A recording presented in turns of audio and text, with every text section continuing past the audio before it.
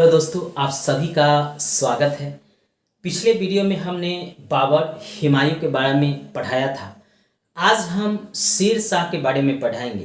क्योंकि हुमायूं को शेर शाह ने हराकर दिल्ली की गद्दी पर अधिकार कर लिया था और हमेशा ही एग्जाम में शेर शाह से संबंधित प्रश्न पूछे जाते हैं। इसलिए शेर शाह को पढ़ना हमारे लिए बहुत इम्पोर्टेंट है। हम शेर शाह के बारे में पहले जानेंगे कि शेर शाह कौन था, कब गद्दी पर बैठा, कौन कौन सी लड़ाइयाँ लड़ी थी, शेर शाह के द्वारा क्या कार्य किए गए। उसके बाद शेर शाह से संबंधित जो प्रश्न विभिन्न एग्जाम में आए हों, चाहे वह बीपीएससी में आया हो, बिहार दरोगा में आया हो, बीएसएससी में आया हो, यूपी पीसीएस में आया हो या अन पीसीएस में आया हो, उन प्रश्नों को भी हम एक एक कर देखेंगे। दोस्तों, हमें यह शुरू करने से पहले आपको एक बात कहना है कि आप जिस चीज की भी तैयारी कर रहे हैं, जिस एग्जाम की तैयारी कर रहे हैं, उसको पूरे मन से उसकी तैयारी कीजिए, तभी आपको सफलता मिल पाएगा। क्योंकि अब जो कंपटीशन बढ़ गया है, सरकारी नौकरी सबकी चाहत बन गई है। अब प्राइवेट सेक्टर, जो कोरोना काल आया था और कोरोना में बहुत सारे प्राइवेट इंडस्ट्री में बड़े बड़े ऊंचे पोस्ट पर जो थे उनको हटा दिया गया, लेकिन सरकारी सर्विस में जो लोग थे उनको नहीं हटाया गया। घर बैठाकर उनको पैसा अभी भी दिया जा रहा है और दिया जाएगा। इसीलिए अब सब लोग की चाहत सरकारी सर्विस की तरफ है। इसलिए कंपटीशन जो है दिन पर दिन बढ़ गया है। इसलिए जिस चीज़ की भी आप तैयारी कीजिए, जिस सरकारी नौकरी की तैयारी कीजिए, दिल से कीजिए और हमारे वीडियो से हमेशा ही प्रश्न उसमें पूछा जाएगा। चलिए, शेर शाह का जो कालक्रम है वह बहुत छोटा है। 5 साल ही यह दिल्ली के गद्दी पर बैठा था। चलिए पहले इसके बारे में हम डिटेल से पहले जानते हैं, फिर आगे हम इसके बारे में डिटेल से चर्चा भी करेंगे। सूर्य साम्राज्य का संस्थापक था। हमेशा प्रश्न पूछता है कि सूर्य साम्राज्य का संस्थापन कौन था, तो याद रखिएगा यह शेर शाह सूर्य साम्राज्य का संस्थापक था। शेर शाह का जन्म 1486 ईस्वी में हुआ था। कभी कभी इसके जन्म से भी पूछ लेता है कि शेर शाह का जन्म कब हुआ था, तो याद रखिएगा 1486 ईस्वी में हुआ था। इसके पिता का नाम जो था हसन खां था। शेर शाह के पिता का नाम हसन खां था और यह जौनपुर राज्य के तहत एक सासाराम का क्षेत्र था, वहां के ये जमींदार थे। कौन? शेर शाह के पिता हसन खां। इसको याद रखिएगा। कई बार पूछता है तो लड़के कंफ्यूज कर जाते हैं, पूछता है कि कौन जौनपुर राज्य के तहत सासाराम का जमींदार था, तो लोग शेर शाह लगाते। नहीं, उनके पिता हसन खां जो थे वहां के ये जमींदार थे। शेर शाह उनका पुत्र था। बचपन का नाम जो था शेर शाह का फरीद खां था। इसको भी याद रखिएगा। बचपन का नाम शेर शाह का फरीद खां था। कई एग्जाम में इसको पूछा गया है। बिहार के अफगान शासक मोहम्मद बहार खां लोहानी ने शेर शाह को उपाधि दिया था शेर खां का। किसने उपाधि दिया था? तो बिहार के अफगान शासक बहार खां लोहानी ने दिया था। सीधा लोहा याद रखिएगा तो लोहानी याद रह जाएगा, क्योंकि ये याद नहीं रहता है। प्रश्न जब आता है तो बहार खां लोहानी याद नहीं होता है। आप सीधे याद रखिएगा लोहा ने शेर शाह को शेर खां की उपाधि दिया था। बस इतना याद रखिएगा, याद हो जाएगा। ये ट्रिक है।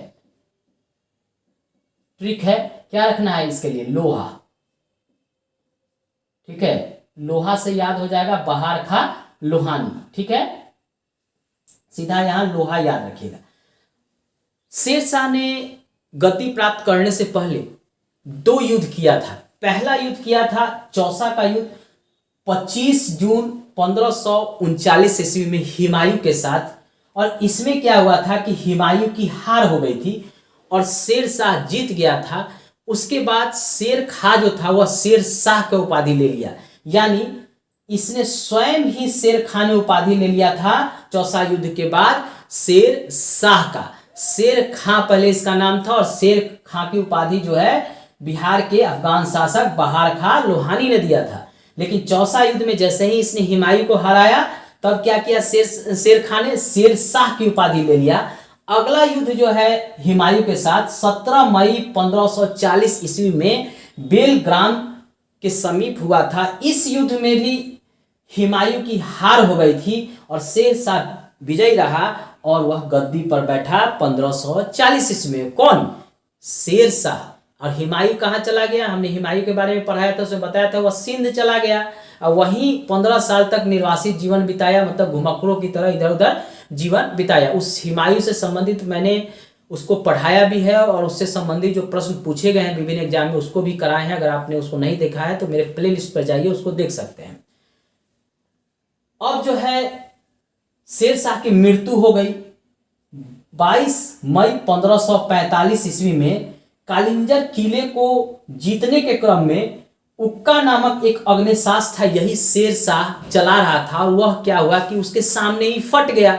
कोई बम होता है, अगर वो आपके सामने फट जाए तो क्या होगा, आप घायल हो जाएंगे। वही हुआ शेरशाह के साथ। गया था तो यह कालिंजर को जीतने, जहां का शासक कीरत सिंह था, कीरत सिंह कालिंजर का शासक था। शेरशाह गया वहां जीतने, एक छोटा सा क्षेत्र था, उक्का नामक अग्निशास्त्र जो था यही चला रहा था शेरशाह। क्या हुआ कि शेरशाह चला रहा था, वो फट गया। और जब फट गया तो शेरशाह क्या हुआ, वहां पे घायल हो गया। और जब घायल हो गया तो क्या होगा, घायल आदमी का दो ही होता है, या तो वह ठीक हो जाता है नहीं तो स्वर्ग प्राप्ति हो जाता है। वही हुआ इसके साथ। ऐसे भी ये बूढ़ा था, 70 साल की उम्र में तो इसने गद्दी पे ही बैठा था, वृद्ध अवस्था में इसने गद्दी को संभाला था, दिल्ली की गद्दी को हुमायूं को हराकर। अब ये जब क्या हो गया, घायल हुआ, तो उसके बाद इसकी मृत्यु हो गई। लेकिन मृत्यु से पहले जो है कालिंजर किले को जीत लिया। और इसने कहा भी था कि मुट्ठी भर बाजरे के बदले मैंने पूरे साम्राज्य को दांव पे लगा दिया था। मतलब कालिंजर एक छोटा सा क्षेत्र था, उसको इसने बाजरे का संज्ञा दिया। शेरशाह ने कहा मरने से पहले कि मैंने मुट्ठी भर बाजरे को जीतने के लिए पूरे दिल्ली सल्तनत को दांव पे लगा दिया। अगर हार जाता तो क्या होता, कीरत सिंह दिल्ली पर अधिकार कर लेता, लेकिन यह जीत गया। इसको याद रखिएगा। बार बार ये पूछता है कि शेरशाह की मृत्यु कैसे हुई, किस कारण से हुई, या कहाँ का किला जीत रहा था। तो कालिंजर किला जीत रहा था, उक्का नामक अग्निशास्त्र चला रहा था। 1545 ईस्वी में इसकी मृत्यु हो गई। मात्र 5 साल यह गद्दी पर बैठा। 1540 ईस्वी में हुमायूं को हराकर गद्दी पे बैठा। अब 1545 ईस्वी में इसकी मृत्यु हो गई। तो 5 साल में इसने बहुत सारे विकास किए। जैसे अभी मोदी जी हैं, धाए धाए धाए धाए कई योजनाओं को चलाए जा रहे हैं। फायदा हो रहा है या नुकसान हो तो बात की बात है। हर एक महीने में 2-3 योजना मोदी जी चला देते हैं। अब आदमी परेशान है, किस योजना का फायदा ले, किस योजना का फायदा ना ले। 5 साल के काल में शेरशाह ने भी काफी विकास किया था। चलिए उसके बारे में जानते हैं क्या क्या कार्य किया था। पहले तो जान लीजिए कि जब शेरशाह मर गया तो इसके लिए एक मकबरा बनाया गया बिहार में ही। शेरशाह का मकबरा ये जो है सासाराम झील के बीच है। कभी सासाराम जाइए तो शेरशाह का मकबरा जरूर देखिए, बड़ा खूबसूरत बनाया गया है। मकबरे को झील के बीच में उसको बनाया गया है। प्रश्न हमेशा बीपीएससी में तो हमेशा पूछ लेता है कि शेरशाह का मकबरा कहाँ है, तो सासाराम में है। और सासाराम में जो है मीरा कुमार वहीं से जीतती थी, जो लोकसभा पिछला स्पीकर रही हैं, वहीं से सांसद का चुनाव जीतती थी। इसको भी याद रखिएगा। मीरा कुमार पहली महिला थी जो लोकसभा का स्पीकर बनी थी, इसको भी याद रखिएगा। पॉलिटी में हम इसके बारे में डिटेल में पढ़ाएंगे। इसने निर्माण कराया था, शेरशाह ने 2 किले का निर्माण किया था। एक तो रोहतासगढ़ किले का निर्माण कराया था इसने, और दूसरा कराया था किला ए कुना। कई एग्जाम में ये बार बार प्रश्न पूछा जाता है, किला ए कुना का निर्माण किसने कराया था, रोहतासगढ़ किले का निर्माण किसने कराया था, तो शेरशाह ने कराया था। इसका पुत्र था इस्लाम शाह, उसको याद रखिएगा। शेरशाह का पुत्र था इस्लाम शाह। इसने भूमि माप के लिए एक पैमाइश चलाई था, सिकंदरे गज, जो 32 अंक वाला होता था, और ये सन की डंडी का इसके लिए प्रयोग किया जाता था। सिकंदरी गज याद रखिएगा। कई बार एग्जाम में पूछता है कि सिकंदरी गज किसने चलाया था, तो शेरशाह ने चलाया था। इसने चांदी का रुपया चलाया। हमेशा पूछता है कि चांदी का क्या चलाया था, तो रुपया चलाया था। और यह 178 ग्रेन का था। किसने चलाया था, शेरशाह ने चलाया था। और तांबे का दाम चलाया था, जो 380 ग्रेन का था। ये कभी कभी ग्रेन पूछ लेता है, कभी कभी ये पूछ लेता है कि दाम किस चीज का था, तो तांबे का था। और कभी कभी पूछ लेता है कि रुपया किस चीज का था, तो चांदी का था। ये याद रखिएगा। दाम जो था वह तांबे का था, रुपया जो था चांदी का था। और इसे किसने चलाया था, तो शेरशाह ने चलाया था। शेर सूरी नामक नगर भी बसाया था शेरशाह ने। ये कभी कभी एग्जाम में ये पूछ लेता है कि शेर सूरी नामक नगर का निर्माण किसने कराया था, तो शेरशाह ने कराया था। लोग क्या करते हैं, इस्लाम शाह के नाम को लगा आते हैं, नहीं, शेर सूरी नामक नगर का निर्माण शेरशाह ने करवाया था। लगान के रूप में इसने जो पैदावार होता था उसका 1/3 भाग लेता था। कौन? शेरशाह। जो लगान होता था यानी जो खेती किया जाता था, जब पैदावार तैयार हो जाता था तो उसका 1/3 भाग जो है, 1/3 भाग या कर के रूप में वसूलता था। वहीं आपको हम पिछले वीडियो में पढ़ाएंगे, दिल्ली सल्तनत में जो अलाउद्दीन खिलजी था, मोहम्मद बिन तुगलक था, ये दोनों जो था 50% लगान के रूप में लेता था। सबसे ज्यादा अभी तक भारत में जो कर लेने की व्यवस्था है, अभी भी आधुनिक समय में भी, उसमें सबसे ज्यादा उस समय 50% लगान के रूप में कर जो है अलाउद्दीन खिलजी और मोहम्मद बिन तुगलक लेता था, दोनों लेता था, इसको याद रखिएगा। लेकिन शेरशाह जो था 1/3 भाग ही कर के रूप में लेता था पैदावार का। कबूलियत एवं पट्टा की शुरुआत किया था किसने? शेरशाह ने। हमेशा एग्जाम में पूछता है कि कबूलियत और पट्टा की शुरुआत किसने किया था। लोग कंफ्यूजन में अकबर को लगा के चले जाते, नहीं भैया, शेरशाह ने इसकी शुरुआत किया था, कबूलियत और पट्टा की। इसको याद रखिएगा, ये बार बार पूछा जाता है।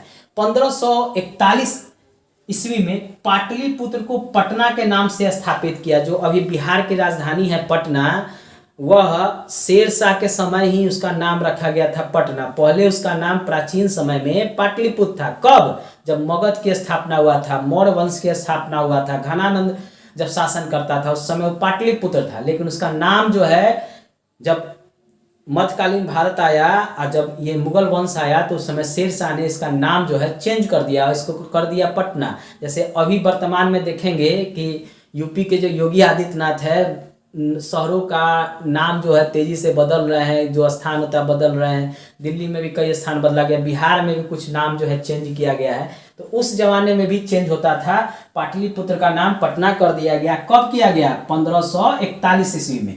शेरशाह ने ग्रैंड ट्रंक रोड का मरम्मत कराया था। ये कई बार पूछता है, ग्रैंड ट्रंक रोड, और आप जानते ही हैं NH1 और 2 दोनों मिला के ग्रैंड ट्रंक रोड है। ज्योग्राफी में हम पढ़ाए हुए हैं। अगर आपने नहीं पढ़ा है तो NH के बारे में हमने उसमें विस्तृत रूप से पढ़ाए हुए हैं, आप जाकर मेरे प्लेलिस्ट में उस वीडियो को देख सकते हैं।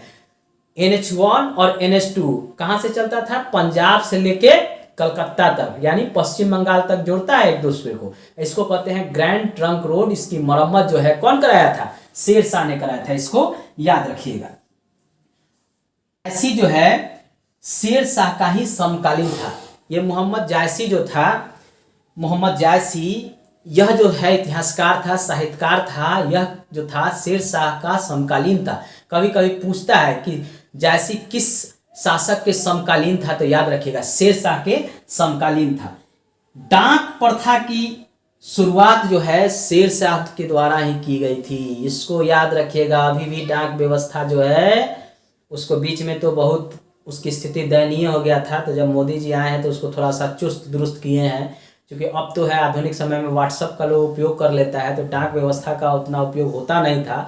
लेकिन सरकारी फॉर्म आज भी जो है उसी के तहत भेजा जाता था, नहीं तो प्राइवेट कुरियर के द्वारा लोग भेज देते थे। तो अभी भी डाक व्यवस्था का महत्व है। उस जमाने में डाक व्यवस्था क्यों इसने शुरू किया था? देखिए होता क्या था कि यहाँ पे आपको हम समझाते हैं। जैसे मान लीजिए कि यहाँ पे भारत का, हम पहले भारत का नक्शा बना लेते हैं, ठीक है, उसके बाद जो है डिटेल में हम इसको पढ़ेंगे।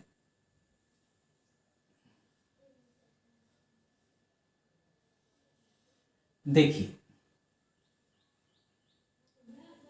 ये है आपका थोड़ा नेपाल। आजकल भारत से जो है बड़ा इसका तनातनी चल रहा है, छोटा सा है आजकल। ये भी भारत को आंखें दिखाने लगा है, लेकिन मोदी जी इसको भी जो है ले आए हैं अपने उसके अंतर्गत, ठीक है। नेपाल भी अब समझ गया है कि हमारा दोस्त कौन है, दुश्मन कौन है। पहले चाइना की तरफ उसका झुकाव था।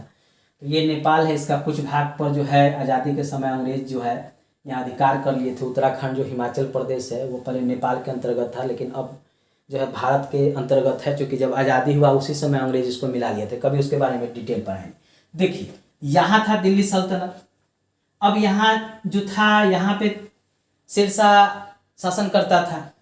अब मान लीजिए यहाँ उसका क्षेत्र है, ये वाला क्षेत्र मान लीजिए इतना बड़ा क्षेत्र है, ठीक है, इतना बड़ा क्षेत्र है, नीचे तक ले आइए, सब क्षेत्र मान लीजिए उसके अंतर्गत है।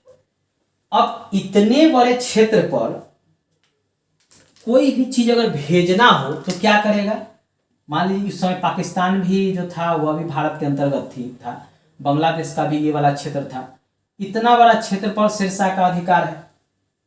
अब यहाँ ये शासन कर रहा है, तो यहाँ से अगर यहाँ का समाचार जानना हो, यहाँ का समाचार जानना हो, यहाँ का जानना हो, यहाँ का जानना हो कि वहाँ हमारा प्रांत की क्या स्थिति है, कैसे जानेगा? तो इसके लिए एक द्रुत गति से डाक व्यवस्था की शुरुआत शेरशाह ने किया था। किसने? शेरशाह ने।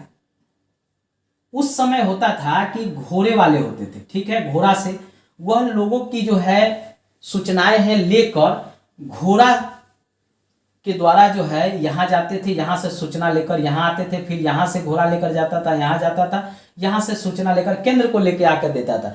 द्रुत डाक व्यवस्था की शुरुआत उसी समय शेरशाह के समय की गई थी। इसको याद रखिएगा, बराबर प्रश्न पूछता है। इसका बहुत महत्व उस समय था और वर्तमान में भी महत्व है डाक व्यवस्था का। दोस्तों, जो भी शेरशाह से संबंधित महत्वपूर्ण जानकारी था मैंने आपको बताया। इससे संबंधित जो प्रश्न पूछे गए हैं एग्जाम में, क्योंकि पढ़ते तो हम लोग बहुत हैं, बहुत सारे किताबों को पढ़ लेते हैं, लेकिन जब प्रश्न हमारे सामने आता है तो हमको याद ही नहीं रहता। उसके लिए है कि आपको प्रश्नों का ट्रेंड देखना होगा कि किस तरह से प्रश्न पूछे जाते हैं और हमारी तैयारी किस तरह से होनी चाहिए। इसलिए हम अब उन प्रश्नों को भी देखेंगे। प्रश्न है, फरीद जो बाद में शेरशाह सूर बना ने कहाँ से शिक्षा प्राप्त की थी? यह पूछा गया है बीपीएससी में, एसएससी में, यूपी पीसीएस में पूछा गया है। ऑप्शन में है ए है सासाराम, बी में है पटना, ऑप्शन सी में है जौनपुर, ऑप्शन डी में है लाहौर और ऑप्शन ई में है उपयुक्त में से कोई नहीं ऑब्लिक एक से अधिक। ऑप्शन ई जो है बीपीएससी में दिया जाता है। इसका अर्थ होता है या तो इनमें से कोई नहीं होगा या इनमें से एक से अधिक, यानी 2 भी हो सकता है, 3 भी हो सकता है, 4 भी हो सकता है। तो इस प्रश्न का जो उत्तर होगा जौनपुर होगा, क्योंकि जौनपुर के जमींदार थे इनके पिता हसन खां सासाराम के। जौनपुर के अंतर्गत ही सासाराम था, वहीं के इनके पिता जमींदार थे, तो वहीं पे इनकी प्रारंभिक शिक्षा हुई। क्योंकि बचपन का नाम शेरशाह का फरीद था, तो इसलिए इसका उत्तर जो है ऑप्शन सी होगा। अगला प्रश्न है, किस सुल्तान ने पहले हजरत आला की उपाधि अपनाई और बाद में सुल्तान की? ऑप्शन ए में है बहलोल लोदी, ऑप्शन बी में है सिकंदर लोदी, ऑप्शन सी में है शेरशाह सूर, ऑप्शन डी में है इस्लाम शाह, ऑप्शन ई में है उपयुक्त में से कोई नहीं ऑब्लिक एक से अधिक। अब जो यहाँ पे प्रश्न है उसमें कह रहा है हजरत आला, तो यह उपाधि लिया था जब शेरशाह हराया था बंगाल के शासक को, तो उस समय इसने हजरत आला की लिया उपाधि। बाद में जो है सुल्तान की उपाधि तब लिया जब इसने हुमायूं को हराया, तो शेरशाह बन गया। तो इसका उत्तर क्या होगा? शेरशाह सूर। अगला प्रश्न है, शेरशाह सूर द्वारा किए गए सुधारों में सम्मिलित थे। ऑप्शन ए में है राजस्व सुधार, ऑप्शन बी में है प्रशासनिक सुधार, ऑप्शन सी में है सैनिक सुधार, ऑप्शन डी में है करेंसी प्रणाली में सुधार, ऑप्शन ई में है उपयुक्त में से कोई नहीं ऑब्लिक एक से अधिक। अब इसका उत्तर क्या होगा? आप जरा सोच के बताइए, इसमें कौन सा उत्तर होगा? जरा सोचिए। देखिए, इस प्रश्न में शेरशाह सूर द्वारा ये चारों में सुधार किया गया था। राजस्व में भी सुधार किया गया, प्रशासनिक में भी सुधार किया गया, सैनिक में भी सुधार किया गया, करेंसी प्रणाली में भी सुधार किया गया। इसलिए इसका ऑप्शन हो जाएगा ई, क्योंकि चारों में सुधार हुआ है। तो यहाँ कह रहा है एक से अधिक, यानी चारों हो सकता है, चारों है ही, इसीलिए इसका ऑप्शन हो जाएगा। बिहार में ये ऑप्शन ई जो देता है, इसने 12 से 13 प्रश्न गलती करवा देता है स्टूडेंट का, तो उसमें याद रखिएगा। यहाँ लिख देता है उपयुक्त में से कोई नहीं, यानी इनमें से कोई नहीं, ऑब्लिक दे के लिख देता है एक से अधिक, यानी चारों सही होगा तो भी ई सही होगा, एक भी सही नहीं होगा तो भी ई होगा। तो उसमें याद रखिएगा। इसलिए ऑप्शन ई जो है बीपीएससी में काफी प्रश्नों को गलत कराता है, इसलिए यहाँ पे जो है इस प्रश्न का उत्तर ई होगा, क्योंकि चारों सही है। शेरशाह के द्वारा तांबे के दाम और चांदी के रुपया का विनिमय दर क्या था? अब इन चारों ऑप्शन में से क्या होगा? पांचों ऑप्शन में से देखिए, चांदी का जो रुपया था वह तांबे के 64 तांबे के दाम के बराबर चांदी का 1 रुपया होता था, यानी ऑप्शन सी सही होगा। इसका उत्तर जो है सी सही है, क्योंकि चांदी का जो रुपया था 1 रुपया वह तांबे के 64 दाम के बराबर होता था, इसलिए ऑप्शन सी सही है। अगला प्रश्न है, शेरशाह सूर की मृत्यु हुई थी। ऑप्शन ए में है आगरा में, ऑप्शन बी में है कालिंजर में, ऑप्शन सी में है रोहतास में, ऑप्शन डी में है सासाराम में, ऑप्शन ई में है उपयुक्त में से कोई नहीं एक से अधिक। हमने पढ़ाया है कि शेरशाह की मृत्यु कहाँ हुई थी। आपको याद होगा कि शेरशाह सूर की जो मृत्यु हुई थी कालिंजर में हुई थी, चूंकि वह कीरत सिंह को हराने गया था जो कालिंजर का शासक था। वहां उसने उक्ता चलाया, उक्ता नामक अग्निशास्त्र, और उसी के फटने से उसकी मृत्यु हो गई। तो इसका उत्तर जो होगा कालिंजर होगा। अगला प्रश्न है, किस स्मारक का निर्माण शेरशाह ने करवाया था? ऑप्शन ए में है दिल्ली का किला ए कुना मस्जिद, जिसको पुराना किला भी कहते हैं। ऑप्शन बी में है अटाला मस्जिद, ऑप्शन सी में है सोना मस्जिद, ऑप्शन डी में है शेर मंडल, ऑप्शन ई में है उपयुक्त में से कोई नहीं, ऑब्लिक एक से अधिक। देखिए इसका उत्तर दो सही है। शेरशाह ने दिल्ली का किला ए कुना मस्जिद भी निर्माण कराया था और शेर मंडल भी निर्माण कराया था, यानी ऑप्शन ई इसका सही होगा। क्योंकि यहाँ क्या है, एक से अधिक, यानी ये भी सही है, ये भी सही है, तो इसका उत्तर हो जाएगा ई। बिहार के प्रश्नों में ई ऑप्शन देता है बीपीएससी में, और काफी गलत होता है, इसलिए इस तरह के प्रश्नों को हमेशा ध्यान रखिएगा। अगला प्रश्न है, कृषकों की सहायता के लिए किस मध्यकालीन भारतीय शासक ने पट्टा एवं कबूलियत की व्यवस्था शुरू की? ऑप्शन ए में है शेरशाह, ऑप्शन बी में है अलाउद्दीन खिलजी, ऑप्शन सी में है अकबर, ऑप्शन डी में है बाबर, ऑप्शन ई में है उपयुक्त में से कोई नहीं, ऑब्लिक एक से अधिक। देखिए यहाँ पे आपको हम पढ़ाए हैं पट्टा और कबूलियत जो है कौन शुरू किया था? शेरशाह शुरू किया था, ताकि जो है कृषक व्यवस्था में सुधार किया जाए, कृषि का विकास किया जाए। दोस्तों ये जो प्रश्न आपके सामने हम लाए हैं, ये किसी न किसी एग्जाम में पूछे गए हैं और किसी न किसी एग्जाम में आगे पूछे जाएंगे। खासकर BPSC, Bihar SI, NTPC, UP PCS में तो ये शेरशाह से प्रश्न काफ़ी पूछे जाते हैं। हर बार एक ना दो प्रश्न आपको एग्जाम में देखने को मिलेंगे। इसलिए शेरशाह के बारे में डिटेल में हमने आपको पढ़ाया, फिर प्रश्नों को कराया। एक दो बार अगर आप वीडियो को देखेंगे तो ऑलरेडी आपको याद हो जाएगा। दोस्तों अगर मेरा प्रयास अच्छा लग रहा हो तो लास्ट में बस इतना ही कहते हैं, सब्सक्राइब कर लीजिए, लाइक कर लीजिए और शेयर कीजिए। धन्यवाद दोस्तों।